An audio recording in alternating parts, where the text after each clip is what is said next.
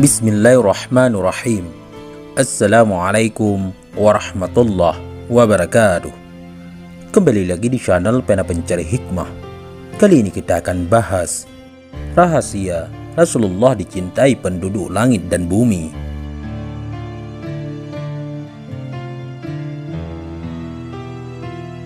Jangan lupa sukai video ini, komen, dan berlangganan, serta bagikan video ini agar bermanfaat bagi semua.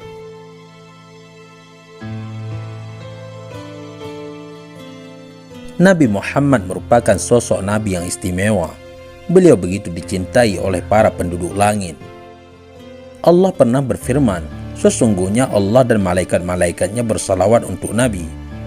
Hai orang-orang yang beriman, bersalawatlah kamu untuk Nabi dan ucapkanlah salam penghormatan kepadanya.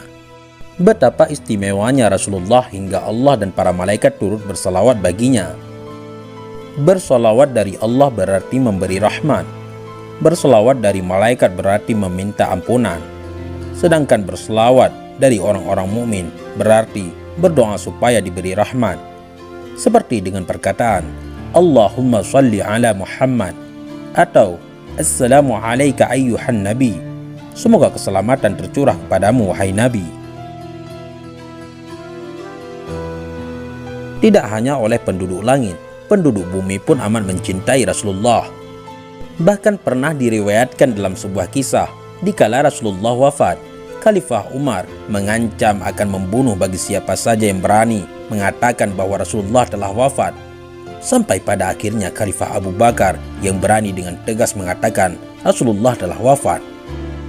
Betapa cintanya para penduduk bumi kepada Rasulullah hingga tak rela menghadapi kenyataan akan wafatnya beliau. Sahabat Pena Pencari Hikmah, kecintaan yang teramat mendalam kepada Rasulullah tentunya menyisakan tanda-tanya besar bagi siapa saja yang hendak meneladaninya. Mengapa Rasulullah amat dicintai penduduk langit dan bumi? Apa rahasia yang dimiliki oleh Rasulullah? Padahal beliau adalah manusia biasa, sama seperti kita.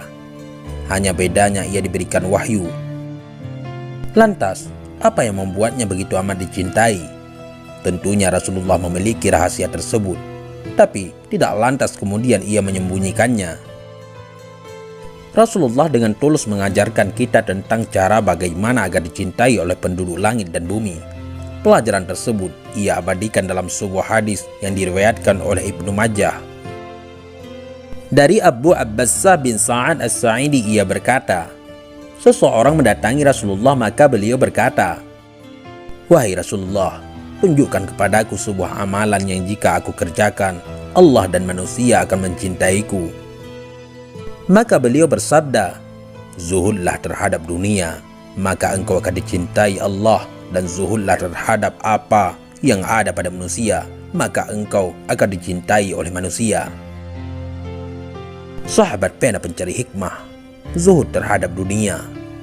Zuhud terhadap dunia adalah rahasia Rasulullah agar dicintai penduduk langit. Rahasia ini sesuai dengan firman Allah yang berbunyi, katakanlah kesenangan di dunia ini hanya sebentar dan akhirat itu lebih baik untuk orang-orang yang bertakwa. Dalam ayat lain Allah berfirman, kami jelaskan yang demikian itu supaya kamu jangan berduka cita terhadap apa yang luput dari kamu, dan supaya kamu jangan terlalu gembira terhadap apa yang diberikannya kepadamu. Dan Allah tidak menyukai setiap orang yang sombong lagi membanggakan diri. Allah adalah pencipta dunia, maka cintailah Allah, bukan dunia. Sebab mencintai dunia berarti menduakannya. Lantas bagaimana mungkin kita dapat dicintainya? Dunia ibarat bayang-bayang. Jika ia dikejar, maka ia akan menjauh. Sebaliknya, jika dijauhi, maka ia akan mengejar. Oleh karenanya, sikapi dunia dengan sewajarnya. Dalam sebuah hadis, Rasulullah Shallallahu Alaihi Wasallam bersabda bahwa sikap bijak yang harus lahir dari diri seorang muslim dalam menyikapi harta dan kekayaan yang dimiliki adalah selalu bersyukur dengan jalan melihat standar orang lain yang berada di bawahnya. Sehingga dengan cara itu, ia akan selalu merasa banyak dan cukup dengan nikmat yang telah diberikan Allah kepadanya. Rasulullah sangat zuhud terhadap dunia, Sebagai bukti, kita dapat meneladani sejarah hidupnya dalam menyikapi 3 syahwat dunia, yaitu harta, tahta, dan dunia. Terhadap harta, Rasulullah tidak pernah berlebihan. Dikisahkan, dahulu Rasulullah pernah memberikan harta terakhirnya kepada seorang sahabat yang membutuhkannya. Ketika ditanya sahabat, Rasulullah menjawab, "Rezekiku besok sudah ditetapkan Allah." Terhadap tahta, Rasulullah juga tidak pernah berambisi.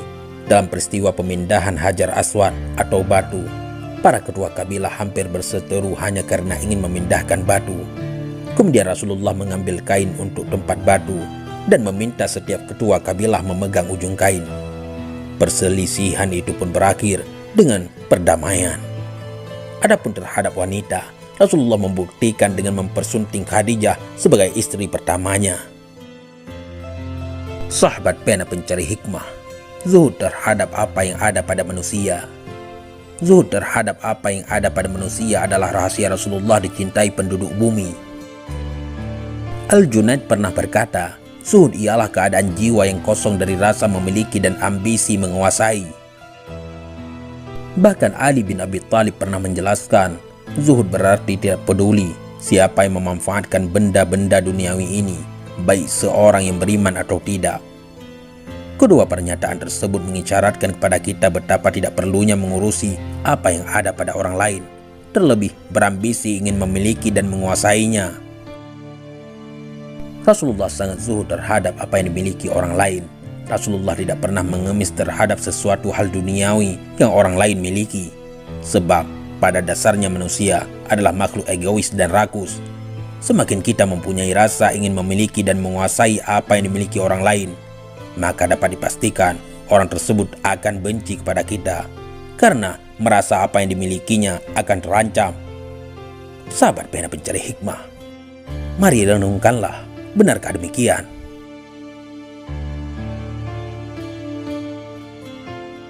Demikianlah rahasia Rasulullah yang menjadikannya dicintai oleh penduduk langit dan bumi. Kedua kunci dari rahasia Nabi berpangkal dari sikap zuhud. Berbagai penjelasan dan dalil tersebut menegaskan bahwa zuhud adalah konsep yang luhur dan mendapat pengakuan dalam Islam.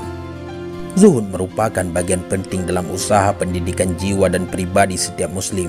Kendati demikian, patut diingat pesan Imam Al-Ghazali yang menyatakan bahwa seseorang yang meninggalkan harta dan dunia belum tentu dikategorikan sebagai orang yang zuhud.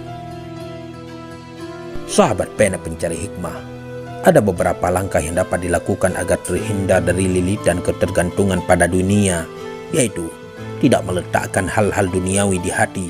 Zahid akan meletakkan dunia di tangannya, tidak di hatinya. Selanjutnya, tidak hanyut dalam memburu kekayaan duniawi. Betapa banyak kehancuran dan kerusakan di bumi karena kerakusan manusia.